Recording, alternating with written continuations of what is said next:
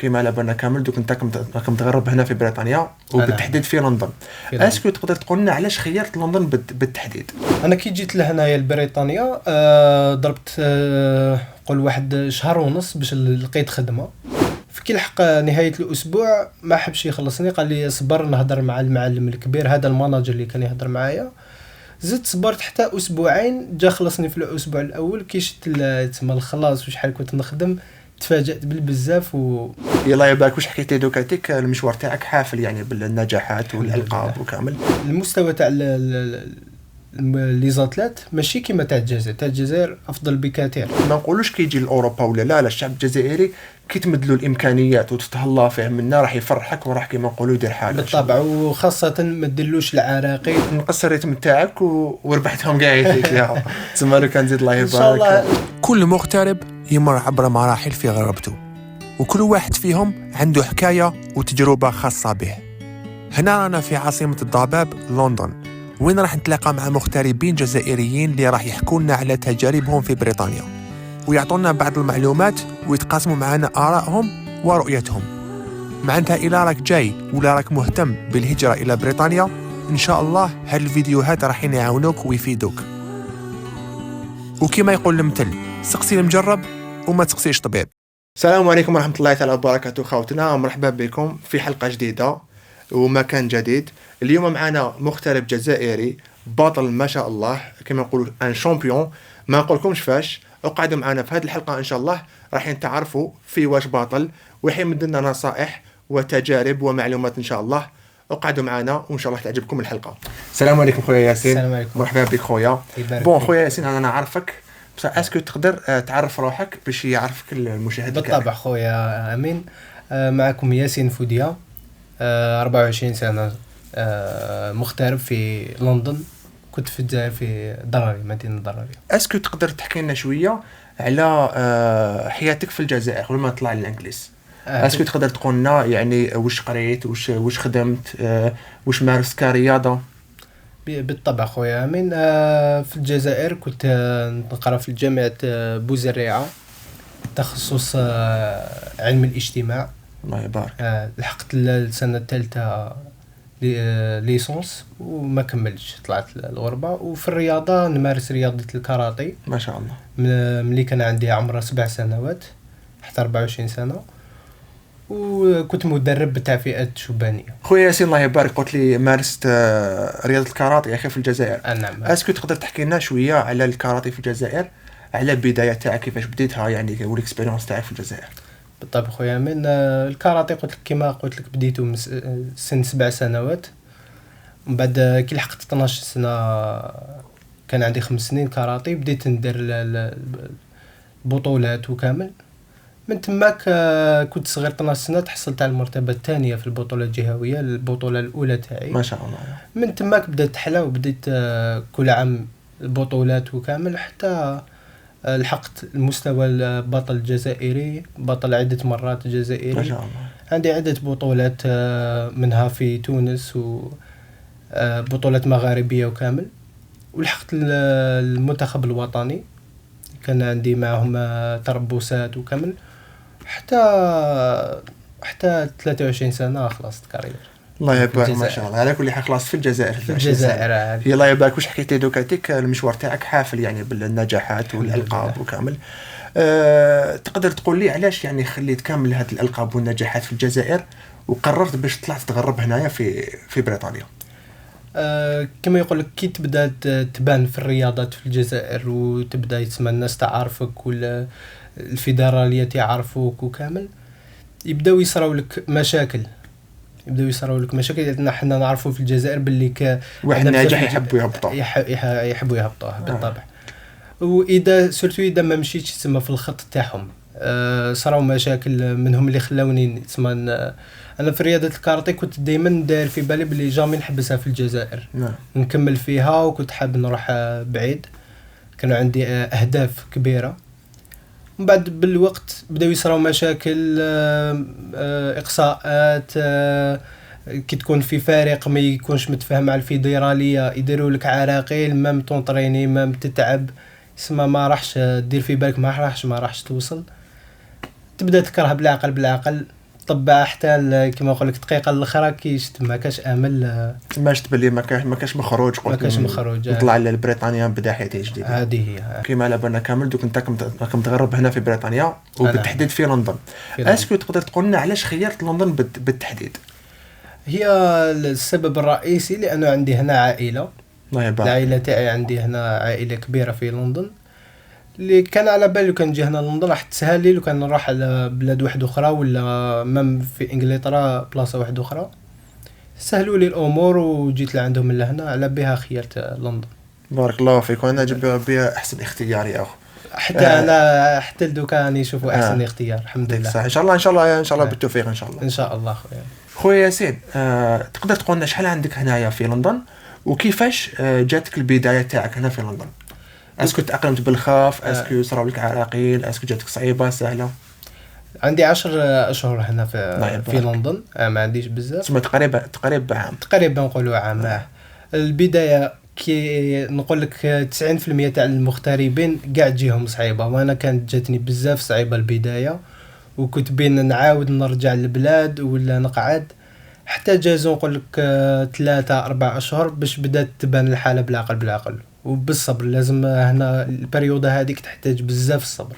صح. اذا ما صبرتش ما تقدرش تكمل فيها. صح وخاصه كي تكون طلعت زعما نقولوا انت اسكو طلعت يعني تهضر اللغه ولا طلعت بلا لغه ولا؟ كنت ما نقولكش نهضر اللغه 100%، نعرف نسلكها، ولكن تلقى كيما تكونش تسمى تهضرها 100%، وسيرتو كي تجي لهنا الاكسنت تاعهم ماشي كيما اللي تكون تقراها في الجزائر ولا سما تجيك صعيبه شويه.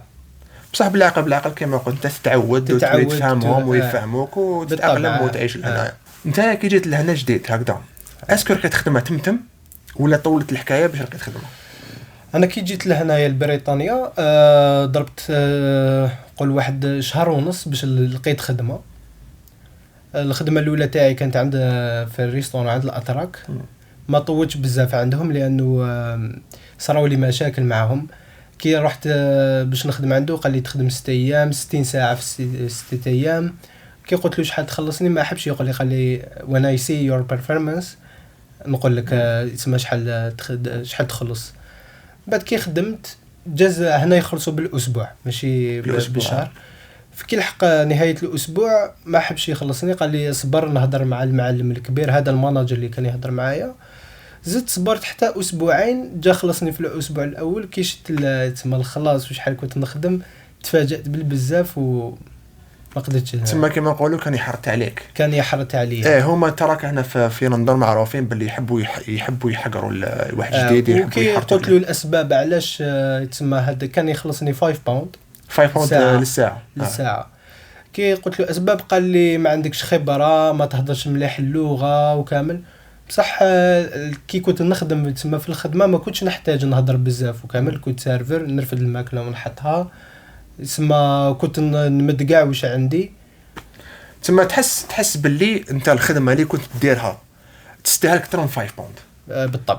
تسمى هذاك الحريط كامل وهذاك التعب كامل صح اكثر من 5 باوند. ما كاش جاب ربي هنا ما تكون تسمى ما تهضرش كامل و تسمى واقف برك وما يخلصوكش 5 باوند. لا هي شهاديه ما عندهاش علاقه جديد ولا قديم، لا تهضر اللغه ولا ما تهضرش. تسمى الخدمه هذه لك دير فيها خدمه تسمى كما نقولوا متعوبه وتستاهل اكثر من 5 باوند خويا. بالطبع. بعد ما خدمت عند التراكه هذوما اللي حكيت لنا عليهم باللي شغل ما يتعاملوش مليح مع الخدامين تاعهم، قلت لي حبست يا اخي.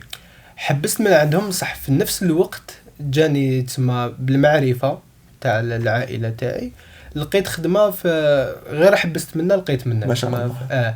لقيت في جهه واحده اخرى عند معالم اوكرانيين ولكن الستاف كامل جزائري. تسمى مع التعاون تخدم مع التعاون. وهل صبت روحك مع التعاون مع الحمد لله. تسمى هذا بالضبط هذا البلاصه اللي انا نخدم فيها ما شاء الله لقيت روحي معاهم حطوني الاز. ما من اللغه ما كنتش نسلكها بوساوني حتى تعلمت وليت انا اللي نشد الحانوت والحمد لله. اسكو تقدر تقول لنا هل خممت باش تمارس الرياضه تاعك اللي هي رياضه الكاراتي هنا في لندن ولا قلت الخدمه برك وما نمارسش الرياضه؟ اسكو راك تمارس ولا ماكش تمارس؟ انا كي جيت لهنا لبريطانيا في راسي ديريكت نكمل في المشوار تاعي تاع الكاراتي. كي جيت لهنا كان عندي تسمى من العائله يدرب كاراتيه هنا في ما شاء بريطانيا، الله. اللي قال لي روح تدرب معانا يشوفوك ومن بعد كلش ساهل. كي رحت لتماك قبلوني وبديت ندرب معاهم وراني مازالني معاهم في الكاراتيه. دو كامل على بالهم وراك حكيت لنا باللي كنت دير كاراتيه في البلاد نعم وراك بديت دير الكاراتيه هنايا في لندن. في لندن. اسكو تقدر تقول لنا شنو هو الفرق ما بين الكاراتيه في الجزائر والكاراتيه هنايا في بريطانيا؟ بالطبع في الجزائر كاين عندنا المواهب وعندنا لي زاتليت ملاح بزاف، ولكن المشكل اللي في الجزائر ولا الجهويه والعراقيل والامكانيات، خاصه الامكانيات ما كاش بزاف. سما لازم تكون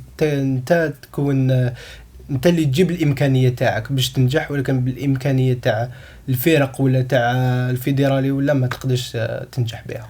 تما كما نقولوا في الجزائر شغل ما يتهلاوش في اللاعبين، هكذاك حيت ما يتهلاوش ما يتهلاوش فيهم وما يجيب لهمش كما نقولوا المعدات هذه هي. بينما هنايا في لندن بديت دير الكاراتيه هنايا. واش لاحظت؟ هنايا لاحظت مليك المستوى تاع لي زاتلات ماشي كيما تاع الجزائر. تاع الجزائر افضل بكثير، ولكن الامكانيات عندهم الامكانيات يوفروا لهم القاعات، التدريبات يكونوا سما ستريكت في الوقت، في كلش. هذا هو الفرق اللي بيناتنا اللي خلاهم هما بالك لي زاتلات تاعهم يتحفزوا باش يكملوا في الرياضه هذه ويلحقوا بعيد. نتايا راك كما نقولوا درت كاراتيه في الجزائر وهنايا في لندن هكذايا. اسكو تقدر تقول لنا ولا تهضر لنا على نوعيه التدريب؟ وشنو هو الفرق ما بين التدريب في الجزائر نوعيه التدريب ونوعيه التدريب هنايا في لندن؟ التدريب في الجزائر في الجزائر كان مستوى تاع مدربين، ولا حتى كي تكون الاحتكاك مع المصارعين يكونوا في النيفو مليح تما تتطور. ولكن في بريطانيا هنايا يخدموا اكثر جهد بدني، الفيزيك يكون اكثر. تما في الجزائر نخدموا تكنيك، نخدموا تما باش تدخل بطولات تاكتيك وكامل. وكان هنا في انجلترا الفرق اللي لقيته واضح بيناتنا هو الشده تاع التدريب في والفيزيك صح. تما في التكنيك الجزائر شغل خير ما هنايا افضل شويه، ولكن هنايا في يركزوا على المستوى البدني خير من الجزائر يركزوا عليه بالبزاف. وهذا لاحظته ماشي غير في الكاراتيه، في كاع الرياضات تاعهم يركزوا على الجانب البدني بالبزاف. هذه في نوعيه التدريب. اسكو دوك تقدر تهضر لنا على كيما نقولوا باسكو كيما على بالنا حنايا في الجزائر الله يبارك كاين الشباب بصح ماشي متهلين فيهم برك. وش لاحظت انت الفرق ما بين اللي كنت تواجههم في الجزائر ولا اللي تواجههم لهنايا في لندن؟ تسمى وشنو هو الفرق؟ الفرق قلت لك اللي باش تلقى في التدريب تلقاه في البطولات. في الجزائر تلقى المصارعين تسمى تكتيكيا وكامل بالبزاف، تسمى تقرا لهم بزاف حساب باش تربح واحد. ولا كان هنا في بريطانيا تقدر تكون تكتيكي مليح، ولكن اذا كان هو في البدني المستوى البدني خير منك تلقى صعوبات. ما نقولكش ما تربحوش، كده يدير لك صعوبات كبيره، تسمى يتعبك. دوك حنا على بالنا باللي راك بديت في المشوار تاعك تاع الكاراتيه هنا في لندن. اسكو تقدر تحكي لنا على المسيره تاعك والمشوار؟ اسكو لقيت روحك كيفاش راك داير؟ اسكو ربحت؟ اسكو مازال؟ اسكو تخسر؟ اسكو يغلبوك تغلبهم؟ اسكو تقدر تقول لنا هذه البلد؟ بيان سور نقدر نقول لك خويا من هنايا حتى الان في 10 اشهر هادو درت غير 3 بطولات. في هاد 3 بطولات حصلت على 3 مراتب اولى. تما ربحتهم في 3 الله يبارك. ربحتهم الحمد لله في 3. درت واحده هنا في لندن وزوج خارج لندن. كان ما نقولكش مستوى كبير بزاف، ولكن لقيت انا تسمى كي كنت في الجزائر كان المستوى تاعي افضل، كنت ندرب يوميا وكامل. هنايا مع الخدمه واك تعرف صعيبه تسمى نقص الريتم تاعي، ولكن الحمد لله تحصلت قلت لك على 3 هذه المراتب الاولى. نقص الريتم تاعك وربحتهم كاع تسمى لو كان زيد الله يبارك. ان شاء الله دوكا منا والفوق تسمى الواحد بدا يستابيليزا، يبدا يدير البروغرام تاع التدريب بيان وكامل، ماشي كيما الايام الاولى. منه والفوق ان شاء الله الواحد يعاود يسترجع الامكانيه تاعو، وان شاء الله يوم جايين بطولات تسمى اكبر من هادو اللي درتهم، وماذا بيا نقعد في نفس المرتبه اللي هي المرتبه الاولى. ما شاء الله، تسمى 3 بطولات 3 نجاحات. هذا يعني انه الشاب الجزائري ماشي ما نقولوش كيجي لاوروبا ولا لا، الشعب الجزائري كي تمد له الامكانيات وتتهلا فيه منا راح يفرحك وراح كيما نقولوا يدير حاجه بالطبع، وخاصه ما ديرلوش العراقيل وتخليه يتسمى بالنيفو تاعو هو اللي يبين واش عنده. دوك نتايا مارست الكاراتيه في الجزائر هكذايا، علاش هاد الرياضات هادو مثل الكاراتيه الجيدو والباسكت علاش هادو ما شغل هاملينهم في الجزائر، شغل ما يتهلاوش فيهم ومركزين غير على الفوتبال برك؟ لانه انا نشوف في الجزائر الفوتبال مركزين عليه بزاف، لانه السبور رقم 1 في الجزائر. ولكن في الاواخر انا نشوف باللي الناس ولا تتبع جيدو كاراتي تسمى، خاصه ملي داروا الالعاب البحر الابيض المتوسط في الجزائر. صح. من تماك شفت باللي الناس ولا تجبد لهذه الرياضات، وكان المشكل الامكانيات الدوله اللي ماهيش اظن الدوله اللي ماهيش تدعم في هذه الرياضات الفرديه، وحتى رياضه كي الهوند والباسكت ما يعطولهمش الدعم المادي، وحتى اسم المسؤولين ولا ما يكونوش يدعموا فيها 100%. خويا ياسين، هل مازالك تتواصل مع الاصدقاء تاعك اللي كنت دير معاهم رياضه الكاراتيه في الجزائر؟ واش راهم يقولوا لك؟ اسكو راهم يقولوا لك ولي، ولا هما ما يقولوا لك حنا حايبين ننجو، ولا واش خبارهم يا اخي؟ احكي لنا. هما تواصل كاين دائما، رانا نتواصلوا في مواقع التواصل الاجتماعي، خاصه كي ندير بطوله ولا ندير تدريب ولا يسقسيوني كيفاش راك تدرب واش كاين نقصروا. الحقيقه والله بزاف مصارعين، خاصه مصارعين اسم الكاراتيه تاع النخبه ولا الرياضيين الملاح حابين يبدلوا، حابين باسكو يكرهوا، لانه عباك في الجزائر تقدر تطرطق عام عامين 3 سنين، ولكن بتغيير المسؤولين، تغيير تسمى المدربين، ولا حتى تغيير الفريق، ولا يقدر تطفى كامل تسمى ما يولي عندك ناب مستقبل في هذا الرياضه. انا يقول لك ما كاش تسمى لاسويت وما كاش واش كاين موراها. زعما نقولوا واحد رياضي في الجزائر، نهضروا على الكاراتيه باسكو انت درت كاراتيه في الجزائر وهنايا في انجلترا. صح. اسكو واحد زعما نقولوا دير الكاراتيه في الجزائر كي يجي لهنا لبريطانيا، اسكو يجيه سهله ويقدر كما نقولوا يتكل على هذه الرياضه هذه في المعيشه تاعو، وهل يقدر يندمج بسهوله؟ وشنو هما الصعوبات اللي حيلاقيهم؟ الصعوبات نبدا لك بالصعوبات هو لازم يكون يعرف شويه اللغه، لانه يعني باش تدرب ويفهموك واش ديروا كامل لازم تكون تعرف شويه اللغه. اذا ما تعرفش اللغه ما تصيب عراقل، تقدر تدرب ولكن تلقى عراقل. اندماج هنا في بريطانيا يشوفوك اسمه انسان سيريو وعندك امكانيات يعاونوك باش تندمج بسرعه. وانا كما الحمد لله غير شافوني من الاول بلي عندي مستوى لاباس به، نونطريني اسمه سيريو، نجي في الوقت، نروح اسمه كي نروح ندير التحيه تاعي وكامل مع الرفقاء وكامل، يخلوك تندمج بسرعه، ما عندهمش مشكله. وهنايا ما تلقاش غير الانجليزيين اللي يونطرينيو، وتلقى كاع اسمه من دول العالم يونطرينيو في فريق واحد. تقدر تقول لنا انت كي دخلت مع هذا الفريق هذا كي كنت انت جديد، هل استقبلوك؟ هل كما نقولوا كان الاستقبال كما نقولوا مليح؟ هل اندمجت معاهم بسهوله؟ كيفاش تعاملوا معك هذوما الناس؟ من اليوم الاول قالوا عرفنا بنفسك، عرفتهم، قلت لهم باللي عندي تسمى انا من الجزائر، عندي بطولات وكامل. كانوا متحمسين باش يشوفوا المستوى تاعي، ودخلوني تسمى دربت معاهم، وكي شافوا المستوى تاعي ودربنا بالاحترام وكامل، خاصه يحبوا واحد ديسيبليني هنا، فرحوا. تم تسمى قاعدين يقولوا لي وقتاش نزيدوا نشوفوك، وقتاش تزيد تجي، ماذا بينا تدرب معنا باش يزيد حتى النيفو تاعنا يطلع بيك انت تسمى المصارعين يزيدوا في الريتم وكامل. وهذه تما هي طلع لهم النيفو الله يبارك ما شاء الله. ماشي بهذا اسمها المعنى، ولكن كي تكون يجي واحد جديد ويدخل في نص المجموعه ويكون عنده مستوى لا باس به، الناس كامل تحب شويه يديروا القلب. نعم هذه هي. عندي سؤال واحد اخر هكذا، كاين بزاف ناس كيما على بال كيما انا انت جزائريين عايشين في الجزائر راهم حابين يطلعوا لبريطانيا. نعم. واش تنصحهم انت؟ اول حاجه ما لازم كي يلحق الواحد لهنا لبريطانيا ما لازمش يسمع لتجارب الناس واحد اخرين، لانه كما انا المشكل اللي صار لي مع الاول تتلاقى مع بنادم يحكي لك على التجربه الخاصه تاعو، وما تلاقى مع واحد اخر بالتجربه الخاصه تاعو وانت تعتقد باللي هذيك التجربه اللي انت حتجوز عليها. صح. في الحقيقه كل واحد والتجربه اللي راح يعيشها وحده، ما كاش اللي يعيشوا التجربه نفسها من شخصين. راك فاهمني؟ هذه هي. ولازم يصبر من الاول، لازم تصبر باسكو الخدمه في الحقيقه ما كاش تلحق تبدا تخدم ديريكت.